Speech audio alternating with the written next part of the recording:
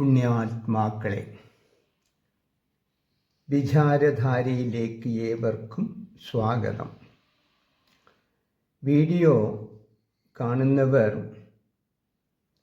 Subscribe, like, share, comment ചെയ്യാൻ മറക്കരുത്.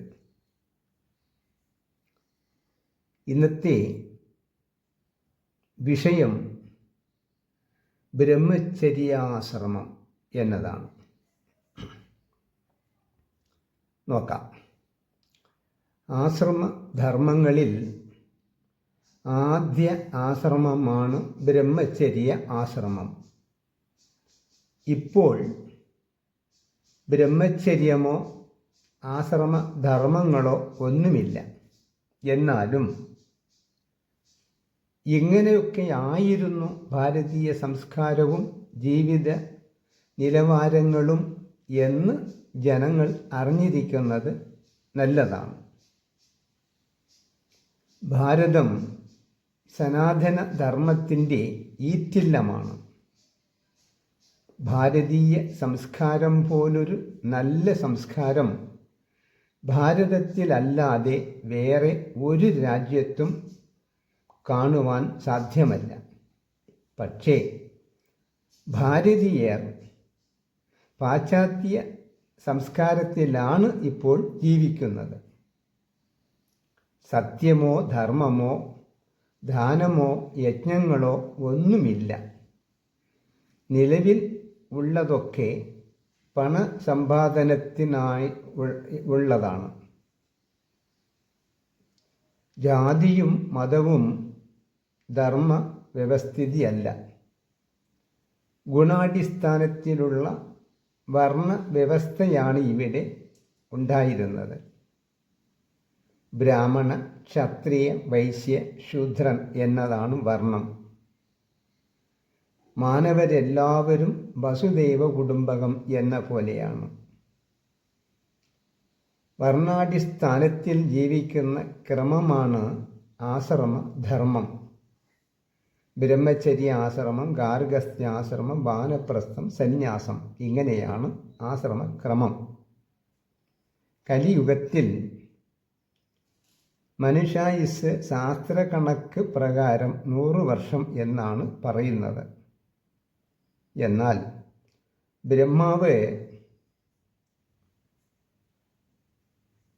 മനുഷ്യനെ സൃഷ്ടിക്കാൻ വേണ്ടി സങ്കല്പം ചെയ്തു. നോക്കിയപ്പോൾ ആയുസ് ഉണ്ടായിരുന്നില്ല. അപ്പോൾ ആയുസ് കിട്ടുവാൻ വേണ്ടി ചില പ്രലോഭനങ്ങളെ ജീവികളുടെ മുന്നിൽ അദ്ദേഹം അവതരിപ്പിച്ചു.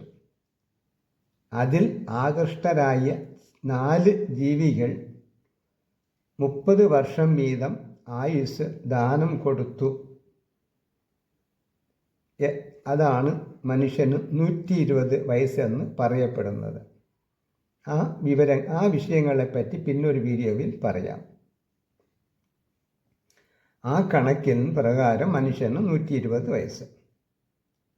പക്ഷേ കലികാലത്തിൽ ആർക്കും അനുവദിക്കപ്പെട്ട ആയുസ് പൂർത്തീകരിക്കാൻ സാധ്യമല്ല. അതിനാലാണ് അല്പായുസുക്കൾ എന്ന് പറയുന്നത്. 120 വയസ്സിനെ 4 ഭാഗിച്ചാൽ ഒരു ആശ്രമത്തിൽ 30 വയസ്സ് എന്നാണ് ഉണ്ടാവുക. അങ്ങനെ നോക്കുമ്പോൾ ബ്രഹ്മചര്യ ജീവിതകാലം 30 വർഷമാകുന്നു. ബ്രഹ്മചര്യ ആശ്രമം എന്നാൽ വിദ്യാഭ്യാസ കാലമാണ്. ഗുരുകുലത്തിൽ ഉപനയന പ്രായത്തിൽ ചേർക്കപ്പെടും. ബ്രാഹ്മണന് 8-ാം വയസ്സിലും ക്ഷത്രിയന് 10-ാം വയസ്സിലും വൈശ്യന് 11-ാം വയസ്സിലുമാണ് ഉപനയന പ്രായം. അതായത് 15 വയസ്സിന് മുമ്പ് ഉപനയനം ചെയ്യപ്പെടണം. ശൂദ്രന് ഉപനയനമോ വേദ പഠനമോ ആ കാലത്ത് വിധിച്ചിരുന്നില്ല. ഉപനയനം എന്നാൽ മേലെ പറഞ്ഞ വർണ്ണക്കാർക്ക് പറഞ്ഞ പ്രായത്തിൽ ഗുരുവിലൂടെ ക്രിയയിലൂടെ ചെയ്യപ്പെടുന്ന ഒരു ചടങ്ങാണ്. അതിൽ ആദ്യം ഗായത്രി ഉപദേശം ചെയ്യും, പിന്നീട് പൂണുനൂല് ധാരണം. ഇതൊക്കെയാണ്. ജന്തുധർമ്മം വിട്ട് ആശ്രമധർമ്മം പഠിച്ച് നല്ലൊരു മനുഷ്യനായി ആശ്രമ ജീവിതം ക്രമമായി ആചരിച്ച് മുക്തിമാർഗം സ്വീകരിക്കലാണ് ഇതുകൊണ്ട് ഉദ്ദേശിക്കുന്നത്. ഇപ്പോൾ ചില ജാതിക്കാർ ഉപനയനം ചെയ്യുന്നു, പക്ഷേ സംസ്കാരത്തിന് മാറ്റമൊന്നുമില്ല. ഉപനയനം ആ കാലഘട്ടത്തിൽ വിധിച്ചതാണ്, ഇന്നത് പ്രായോഗികമല്ല. ഉപനയനം കഴിഞ്ഞാൽ വേദം, വേദാംഗങ്ങൾ, ഉപനിഷത്തുകൾ, പുരാണങ്ങൾ പോലുള്ള ശാസ്ത്രങ്ങളെ പഠിക്കലാണ്. ഒരു അധ്യയനം എന്നാൽ 12 വർഷമാണ്. അത് കഴിഞ്ഞാൽ ഗുരുദക്ഷിണ കൊടുത്ത് സമാവർത്തനം ചെയ്ത് വീട്ടിലേക്ക് മടങ്ങാം. വിദ്യാഭ്യാസം പൂർണ്ണമായില്ലെങ്കിൽ ഗുരുവിൻ്റെ സമ്മതത്തോടെ വീണ്ടും തുടരാം. ആശ്രമ നടത്തിപ്പിന് ഗൃഹസ്ഥാശ്രമികളുടെ വീടുകളിൽ പോയി ഭിക്ഷയാചിക്കണം. അതിനന്ന് ഒരു പ്രയാസവുമില്ല. ഈ പ്രായത്തിൽ നേടുന്ന അറിവുകൾ ഈ ജന്മത്തിൽ മാത്രമല്ല ജന്മാന്തരങ്ങളിൽ വരെ ഇത് പ്രയോജനം ഉള്ളതാകുന്നു. ബ്രഹ്മചര്യ ആശ്രമം വിട്ടുപോയാൽ തനിക്ക് അനുയോജ്യമായ ഒരു വധുവിനെ കണ്ട് വിവാഹം ചെയ്യലാണ്. വൈരാഗ്യമുണ്ടെങ്കിൽ സന്യാസം സ്വീകരിക്കുകയും ആവാം. ഇന്ദ്രിയങ്ങൾ പ്രബലന്മാരാകയാൽ ആശ്രമക്രമത്തിൽ ഉള്ള ജീവിതമാണ് ഉത്തമം. ഇപ്പോൾ മേൽപ്പറഞ്ഞ വിദ്യാഭ്യാസമോ ജീവിതക്രമമോ ഇല്ല. നിലനിൽക്കുന്ന ജീവിതം ഗൃഹസ്ഥൻ, പേരിനൊരു സന്യാസം, 2 ജീവിത ക്രമം മാത്രം. 10% മാത്രമേ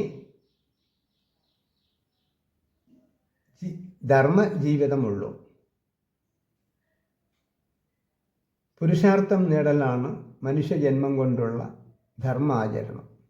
ധർമ്മം, അർത്ഥം, കാമം, മോക്ഷമാണ് പുരുഷാർത്ഥം. ഇപ്പോൾ അർത്ഥം, കാമം മാത്രമാണ് നേടുന്നത്. ധർമ്മവും മോക്ഷവും ഇല്ല.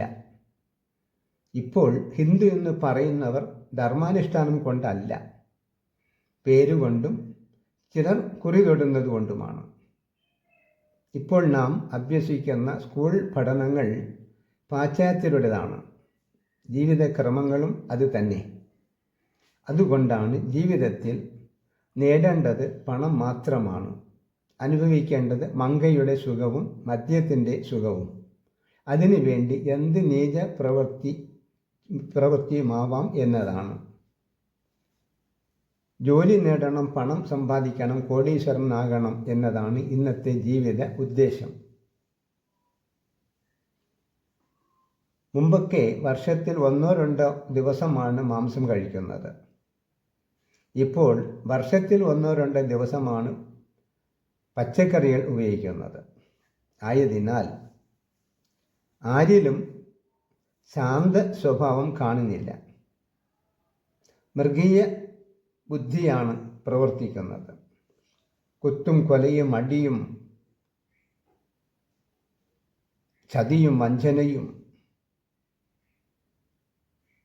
ഇവയെല്ലാം ഭക്ഷണത്തിൽ നിന്നും ഉണ്ടാകുന്നതാണ്. ജീവിത ലക്ഷ്യം ബ്രഹ്മപ്രാപ്തിയാവണം.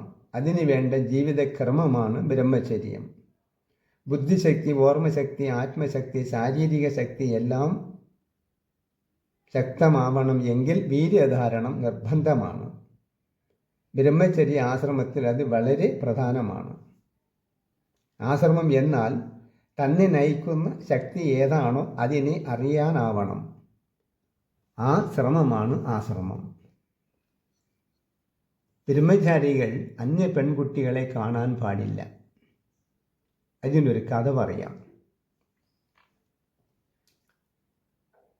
വൈശാലി സിനിമയിൽ തൻ്റെ രാജ്യത്ത് വരൾച്ച പരിഹരിക്കാൻ ഋഷ്യശൃംഖനെ കൊണ്ടുവരണം, അദ്ദേഹത്തിൻ്റെ പാദസ്പർശത്തോടെ വരൾച്ച മാറും എന്ന് പ്രശ്നത്താൽ അറിയുകയാൽ അവിടുത്തെ രാജാവ് തൻ്റെ പുത്രിയെ അതിനായി നിയോഗിക്കുന്നു. അതിന് ആവശ്യമായ ഒരുക്കങ്ങളുമായി രാജപുത്രി പോകുന്നു. അച്ഛൻ കാട്ടിൽ ചമത തേടി പോയ നേരം നോക്കി ആശ്രമ പരിസരത്ത് വൈശാലി മാധുര്യ ഗാനം ആലപിച്ചും ആകർഷണമായ വസ്ത്രധാരണങ്ങളും അണിഞ്ഞ്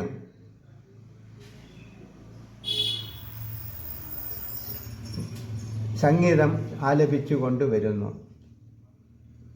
ജീവിതത്തിൽ ആദ്യമായി ഗാനവും താളവും കേൾക്കുന്ന മുനികുമാരൻ ആശ്രമത്തിൻ്റെ പുറത്തു വന്ന് നോക്കുകയും മനസ്സിനെ വശീകരിക്കുന്ന സൗന്ദര്യവതിയായ ചെറുസുന്ദരിയെ കാണുകയും എട്ടുകാലിയുടെ വലയിൽ കുടുങ്ങിയ ഈയാമ്പാറ്റയെപ്പോലെ മുനികുമാരൻ കാമിനി വലയിൽ പെടുകയും താൻ ആരെന്നോ തൻ്റെ ലക്ഷ്യം എന്തെന്നോ എന്നതായ ബുദ്ധി ചിന്തിക്കാതാവുകയും രാജകുമാരിയുടെ സൗന്ദര്യ ചൂണ്ടയിൽ കുടുങ്ങി പുറകെ പോവുകയും രാജാവിൻ്റെ ലക്ഷ്യം സാധിക്കുകയും ചെയ്തു. അതുപോലെയാണ് അഷ്ടരാഗത്തിൽ പെട്ടുപോയാൽ.